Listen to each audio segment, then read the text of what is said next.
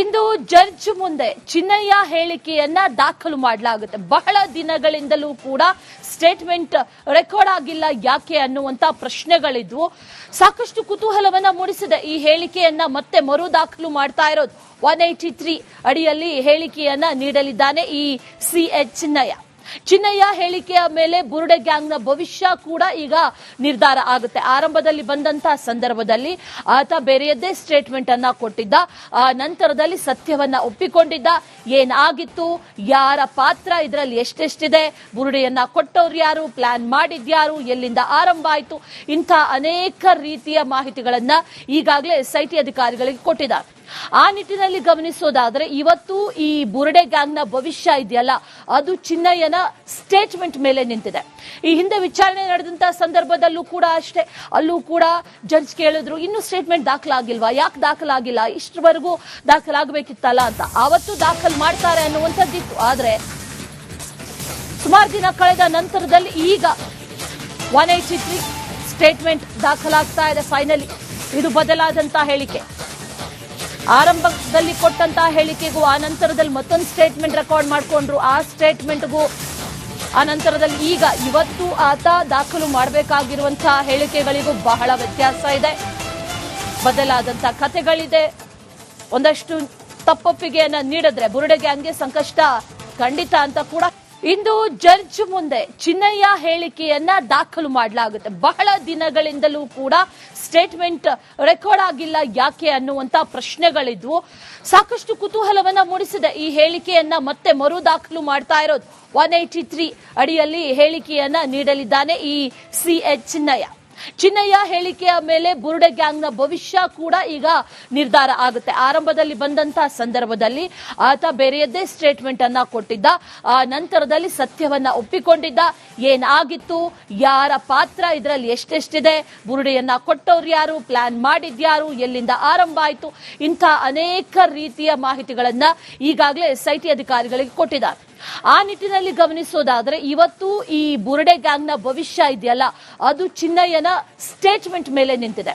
ಈ ಹಿಂದೆ ವಿಚಾರಣೆ ನಡೆದಂತಹ ಸಂದರ್ಭದಲ್ಲೂ ಕೂಡ ಅಷ್ಟೇ, ಅಲ್ಲೂ ಕೂಡ ಜಡ್ಜ್ ಕೇಳಿದ್ರು, ಇನ್ನು ಸ್ಟೇಟ್ಮೆಂಟ್ ದಾಖಲಾಗಿಲ್ವಾ, ಯಾಕೆ ದಾಖಲಾಗಿಲ್ಲ, ಇಷ್ಟರವರೆಗೂ ದಾಖಲಾಗಬೇಕಿತ್ತಲ್ಲ ಅಂತ. ಆವತ್ತು ದಾಖಲು ಮಾಡ್ತಾರೆ ಅನ್ನುವಂಥದ್ದಿತ್ತು. ಆದ್ರೆ ಸುಮಾರು ದಿನ ಕಳೆದ ನಂತರದಲ್ಲಿ ಈಗ 183 ಸ್ಟೇಟ್ಮೆಂಟ್ ದಾಖಲಾಗ್ತಾ ಇದೆ. ಫೈನಲಿ ಇದು ಬದಲಾದಂತಹ ಹೇಳಿಕೆ. ಆರಂಭದಲ್ಲಿ ಕೊಟ್ಟಂತಹ ಹೇಳಿಕೆಗೂ ಆ ನಂತರದಲ್ಲಿ ಮತ್ತೊಂದು ಸ್ಟೇಟ್ಮೆಂಟ್ ರೆಕಾರ್ಡ್ ಮಾಡಿಕೊಂಡ್ರು. ಆ ಸ್ಟೇಟ್ಮೆಂಟ್ಗೂ ಆ ನಂತರದಲ್ಲಿ ಈಗ ಇವತ್ತು ಆತ ದಾಖಲು ಮಾಡಬೇಕಾಗಿರುವಂತಹ ಹೇಳಿಕೆಗಳಿಗೂ ಬಹಳ ವ್ಯತ್ಯಾಸ ಇದೆ. ಬದಲಾದಂತಹ ಕಥೆಗಳಿದೆ.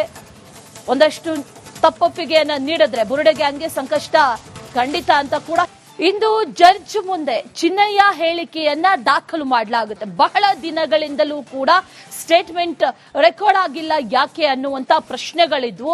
ಸಾಕಷ್ಟು ಕುತೂಹಲವನ್ನ ಮೂಡಿಸಿದೆ ಈ ಹೇಳಿಕೆಯನ್ನ ಮತ್ತೆ ಮರು ದಾಖಲು ಮಾಡ್ತಾ ಇರೋದು.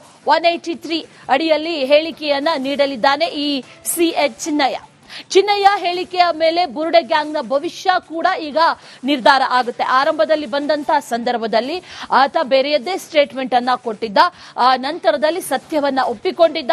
ಏನಾಗಿತ್ತು, ಯಾರ ಪಾತ್ರ ಇದರಲ್ಲಿ ಎಷ್ಟೆಷ್ಟಿದೆ, ಬುರುಡೆಯನ್ನ ಕೊಟ್ಟವ್ರು ಯಾರು, ಪ್ಲಾನ್ ಮಾಡಿದ್ಯಾರು, ಎಲ್ಲಿಂದ ಆರಂಭ ಆಯಿತು, ಇಂಥ ಅನೇಕ ರೀತಿಯ ಮಾಹಿತಿಗಳನ್ನ ಈಗಾಗಲೇ ಎಸ್ಐಟಿ ಅಧಿಕಾರಿಗಳಿಗೆ ಕೊಟ್ಟಿದ್ದಾರೆ. ಆ ನಿಟ್ಟಿನಲ್ಲಿ ಗಮನಿಸೋದಾದ್ರೆ ಇವತ್ತು ಈ ಬುರುಡೆ ಗ್ಯಾಂಗ್ನ ಭವಿಷ್ಯ ಇದೆಯಲ್ಲ, ಅದು ಚಿನ್ನಯ್ಯನ ಸ್ಟೇಟ್ಮೆಂಟ್ ಮೇಲೆ ನಿಂತಿದೆ. ಈ ಹಿಂದೆ ವಿಚಾರಣೆ ನಡೆದಂತಹ ಸಂದರ್ಭದಲ್ಲೂ ಕೂಡ ಅಷ್ಟೇ, ಅಲ್ಲೂ ಕೂಡ ಜಡ್ಜ್ ಕೇಳಿದ್ರು, ಇನ್ನು ಸ್ಟೇಟ್ಮೆಂಟ್ ದಾಖಲಾಗಿಲ್ವಾ, ಯಾಕೆ ದಾಖಲಾಗಿಲ್ಲ, ಇಷ್ಟರವರೆಗೂ ದಾಖಲಾಗಬೇಕಿತ್ತಲ್ಲ ಅಂತ. ಆವತ್ತು ದಾಖಲು ಮಾಡ್ತಾರೆ ಅನ್ನುವಂಥದ್ದಿತ್ತು. ಆದ್ರೆ ಸುಮಾರು ದಿನ ಕಳೆದ ನಂತರದಲ್ಲಿ ಈಗ 183 ಸ್ಟೇಟ್ಮೆಂಟ್ ದಾಖಲಾಗ್ತಾ ಇದೆ. ಫೈನಲಿ ಇದು ಬದಲಾದಂತಹ ಹೇಳಿಕೆ. ಆರಂಭದಲ್ಲಿ ಕೊಟ್ಟಂತಹ ಹೇಳಿಕೆಗೂ ಆ ನಂತರದಲ್ಲಿ ಮತ್ತೊಂದು ಸ್ಟೇಟ್ಮೆಂಟ್ ರೆಕಾರ್ಡ್ ಮಾಡಿಕೊಂಡ್ರು. ಆ ಸ್ಟೇಟ್ಮೆಂಟ್ಗೂ ಆ ನಂತರದಲ್ಲಿ ಈಗ ಇವತ್ತು ಆತ ದಾಖಲು ಮಾಡಬೇಕಾಗಿರುವಂತಹ ಹೇಳಿಕೆಗಳಿಗೂ ಬಹಳ ವ್ಯತ್ಯಾಸ ಇದೆ. ಬದಲಾದಂತಹ ಕಥೆಗಳಿದೆ. ಒಂದಷ್ಟು ತಪ್ಪೊಪ್ಪಿಗೆಯನ್ನ ನೀಡಿದ್ರೆ ಬುರುಡೆ ಗ್ಯಾಂಗ್ಗೆ ಸಂಕಷ್ಟ ಖಂಡಿತ ಅಂತ ಕೂಡ ಇಂದು ಜಡ್ಜ್ ಮುಂದೆ ಚಿನ್ನಯ್ಯ ಹೇಳಿಕೆಯನ್ನ ದಾಖಲು ಮಾಡಲಾಗುತ್ತೆ. ಬಹಳ ದಿನಗಳಿಂದಲೂ ಕೂಡ ಸ್ಟೇಟ್ಮೆಂಟ್ ರೆಕಾರ್ಡ್ ಆಗಿಲ್ಲ ಯಾಕೆ ಅನ್ನುವಂತ ಪ್ರಶ್ನೆಗಳಿದ್ವು. ಸಾಕಷ್ಟು ಕುತೂಹಲವನ್ನ ಮೂಡಿಸಿದೆ. ಈ ಹೇಳಿಕೆಯನ್ನ ಮತ್ತೆ ಮರು ದಾಖಲು ಮಾಡ್ತಾ ಇರೋದು 183 ಅಡಿಯಲ್ಲಿ ಹೇಳಿಕೆಯನ್ನ ನೀಡಲಿದ್ದಾನೆ ಈ CH ಚಿನ್ನಯ್ಯ ಹೇಳಿಕೆಯ ಮೇಲೆ ಬುರುಡೆ ಗ್ಯಾಂಗ್ನ ಭವಿಷ್ಯ ಕೂಡ ಈಗ ನಿರ್ಧಾರ ಆಗುತ್ತೆ. ಆರಂಭದಲ್ಲಿ ಬಂದಂತಹ ಸಂದರ್ಭದಲ್ಲಿ ಆತ ಬೇರೆಯದ್ದೇ ಸ್ಟೇಟ್ಮೆಂಟ್ ಅನ್ನ ಕೊಟ್ಟಿದ್ದ. ಆ ನಂತರದಲ್ಲಿ ಸತ್ಯವನ್ನ ಒಪ್ಪಿಕೊಂಡಿದ್ದ. ಏನಾಗಿತ್ತು, ಯಾರ ಪಾತ್ರ ಇದರಲ್ಲಿ ಎಷ್ಟೆಷ್ಟಿದೆ, ಬುರುಡೆಯನ್ನ ಕೊಟ್ಟವ್ರು ಯಾರು, ಪ್ಲಾನ್ ಮಾಡಿದ್ಯಾರು, ಎಲ್ಲಿಂದ ಆರಂಭ ಆಯಿತು, ಇಂಥ ಅನೇಕ ರೀತಿಯ ಮಾಹಿತಿಗಳನ್ನ ಈಗಾಗಲೇ SIT ಅಧಿಕಾರಿಗಳಿಗೆ ಕೊಟ್ಟಿದ್ದಾರೆ. ಆ ನಿಟ್ಟಿನಲ್ಲಿ ಗಮನಿಸೋದಾದ್ರೆ ಇವತ್ತು ಈ ಬುರುಡೆ ಗ್ಯಾಂಗ್ನ ಭವಿಷ್ಯ ಇದೆಯಲ್ಲ, ಅದು ಚಿನ್ನಯ್ಯನ ಸ್ಟೇಟ್ಮೆಂಟ್ ಮೇಲೆ ನಿಂತಿದೆ.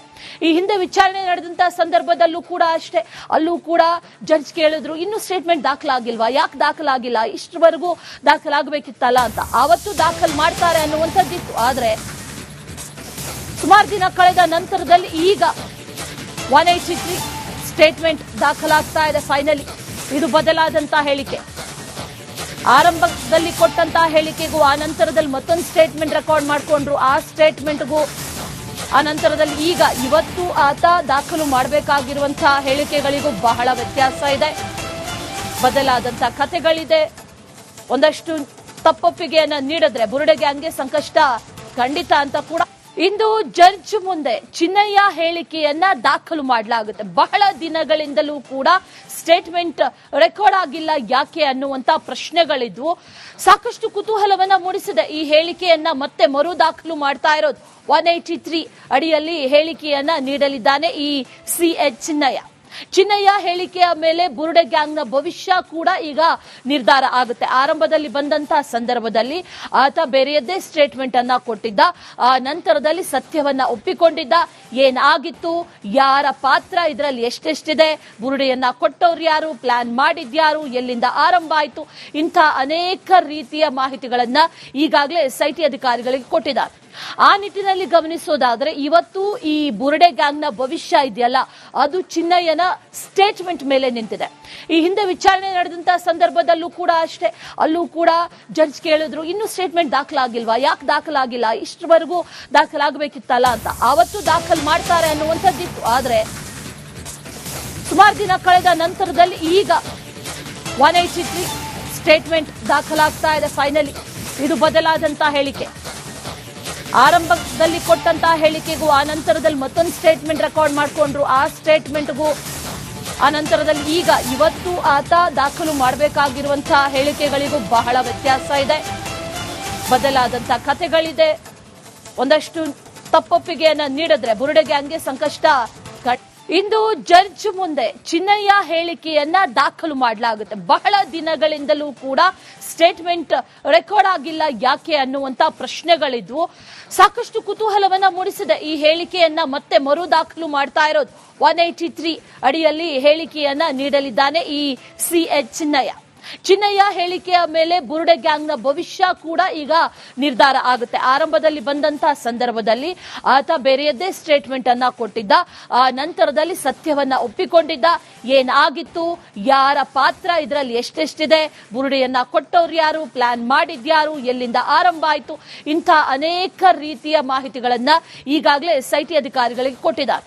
ಆ ನಿಟ್ಟಿನಲ್ಲಿ ಗಮನಿಸೋದಾದ್ರೆ ಇವತ್ತು ಈ ಬುರುಡೆ ಗ್ಯಾಂಗ್ನ ಭವಿಷ್ಯ ಇದೆಯಲ್ಲ, ಅದು ಚಿನ್ನಯ್ಯನ ಸ್ಟೇಟ್ಮೆಂಟ್ ಮೇಲೆ ನಿಂತಿದೆ. ಈ ಹಿಂದೆ ವಿಚಾರಣೆ ನಡೆದಂತಹ ಸಂದರ್ಭದಲ್ಲೂ ಕೂಡ ಅಷ್ಟೇ, ಅಲ್ಲೂ ಕೂಡ ಜಡ್ಜ್ ಕೇಳಿದ್ರು ಇನ್ನು ಸ್ಟೇಟ್ಮೆಂಟ್ ದಾಖಲಾಗಿಲ್ವಾ, ಯಾಕೆ ದಾಖಲಾಗಿಲ್ಲ, ಇಷ್ಟರವರೆಗೂ ದಾಖಲಾಗಬೇಕಿತ್ತಲ್ಲ ಅಂತ. ಆವತ್ತು ದಾಖಲು ಮಾಡ್ತಾರೆ ಅನ್ನುವಂಥದ್ದಿತ್ತು. ಆದ್ರೆ ಸುಮಾರು ದಿನ ಕಳೆದ ನಂತರದಲ್ಲಿ ಈಗ 183 ಸ್ಟೇಟ್ಮೆಂಟ್ ದಾಖಲಾಗ್ತಾ ಇದೆ. ಫೈನಲಿ ಇದು ಬದಲಾದಂತಹ ಹೇಳಿಕೆ. ಆರಂಭದಲ್ಲಿ ಕೊಟ್ಟಂತಹ ಹೇಳಿಕೆಗೂ ಆ ನಂತರದಲ್ಲಿ ಮತ್ತೊಂದು ಸ್ಟೇಟ್ಮೆಂಟ್ ರೆಕಾರ್ಡ್ ಮಾಡಿಕೊಂಡ್ರು. ಆ ಸ್ಟೇಟ್ಮೆಂಟ್ಗೂ ಆ ನಂತರದಲ್ಲಿ ಈಗ ಇವತ್ತು ಆತ ದಾಖಲು ಮಾಡಬೇಕಾಗಿರುವಂತಹ ಹೇಳಿಕೆಗಳಿಗೂ ಬಹಳ ವ್ಯತ್ಯಾಸ ಇದೆ. ಬದಲಾದಂತಹ ಕಥೆಗಳಿದೆ. ಒಂದಷ್ಟು ತಪ್ಪೊಪ್ಪಿಗೆಯನ್ನ ನೀಡಿದ್ರೆ ಬುರುಡೆ ಗ್ಯಾಂಗ್ಗೆ ಸಂಕಷ್ಟ ಖಂಡಿತ ಅಂತ ಕೂಡ